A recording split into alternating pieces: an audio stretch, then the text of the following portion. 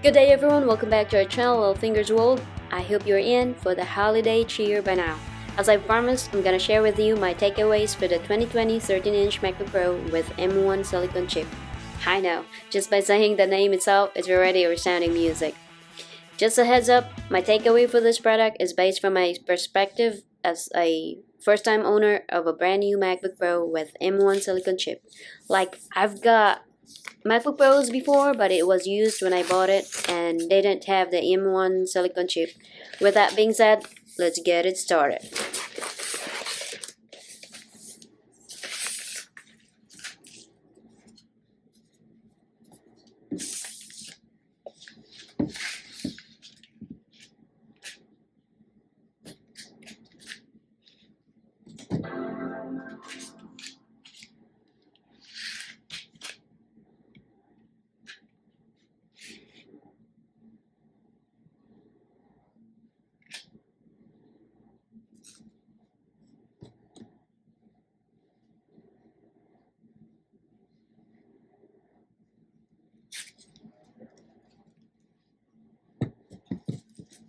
To use English as the main language, press the return key. So, by its looks alone, there's already a wow factor. Great shade of gray, which they call it space gray, looking slick, and feels like one too. It's like it will fall off from your hands if you don't hold it tightly. Of course, you don't want that. Then the keyboard feels great and you can type really well. However, it's kinda noisy for me. It's maybe the way I press the keys or what. But overall, it's a very good keyboard. And let's head to Force Touch Trackpad.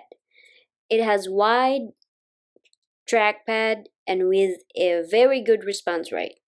Even for someone who has never used it and for someone who never liked to use it, it's impressive. All you have to do is be familiar with the trackpad gesture to take advantage of it. And going to the monitor. With the True Tone technology, it gives you vivid colors. I tried to check the refresh rate of this unit, but I can't find it in the display settings. I thought that the fine prints would come handy this time, but it didn't. So I've checked online and found out that its refresh rate is up to 60 Hz. They say you can change it, but Apple advise you to set it to its default value, which is 60 Hz. Moving on with the touch bar, it comes in convenient for brightness settings, volume settings, and typing sometimes. But I don't really use that when I'm typing, so I'd be fine without it. The Touch ID comes in handy when you purchase online or install apps, and they say it serves as the power button as well. However, I can press any keys in the keyboard to turn on this MacBook, so what's the point really? Security logins? But why can't I use it every time I log in after first startup? I need to use password first, then if I leave it on and come back later, that's the time I can use my fingerprint to log in. I may be missing something here, but it should be usable all the time for convenience sake. And now, let me tell you the things that frustrates me on this purchase. First off, for connectors, it has two Thunderbolt or USB 4.0 ports and a slot for headphone. I'd say this is the area where I'm really frustrated of. Like with this expensive machine, it should have at least 4 Thunderbolts and HDMI port. They say you can get port hubs, but another additional money to spend for that, and it can get messy and get hacked. So ports are really important. So if you have, or in the future, if you buy a machine this expensive, it should be in your checklist of the must-have features. The next stop is the storage. Okay, I got the 512 gigabytes for this one because I know 256 gigabytes is not enough. So I'd say get more storage as much as possible. You will eventually need it.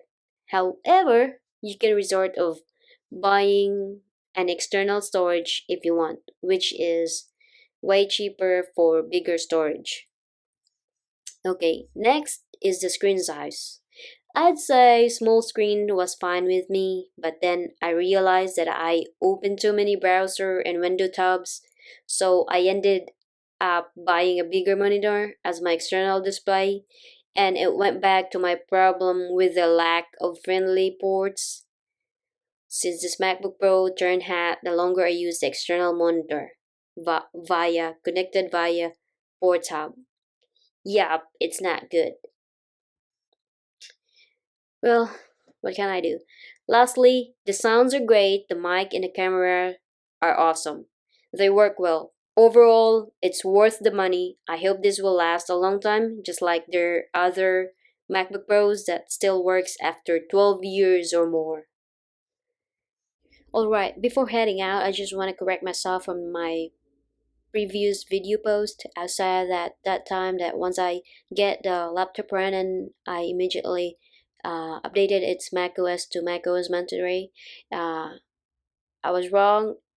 At the time, I updated the macOS to the latest macOS Big Sur. And then later on, when they released the macOS Monterey, I immediately updated the OS to macOS Monterey. So right now, I'm using the macOS Monterey, and it's awesome.